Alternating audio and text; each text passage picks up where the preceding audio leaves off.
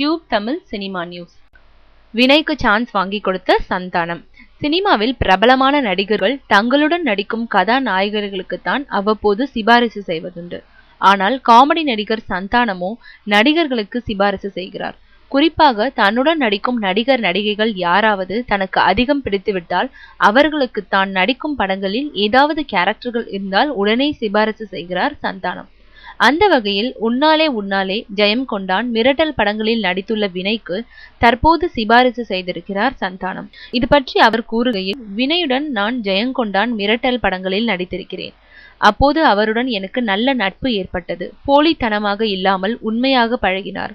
அதனால் அவருக்கு ஏதாவது உதவி செய்ய வேண்டும் என்ற எண்ணம் எனக்குள் ஏற்பட்டது. அப்போதுதான் ஜீவா நடிக்க இருந்த என்றென்றும் புன்னகை படத்தில் நடிக்க இன்னொரு ஹீரோ தேடினார்கள். இந்த விஷயம் என் காதுக்கு வந்ததும் வினய் ஞாபகம்தான் வந்தது. உடனே அவருக்கு தொடர்பு கொண்டு செகண்ட் ஹீரோ கேரக்டரில் நடிக்கிறாயா என்று கேட்டேன்.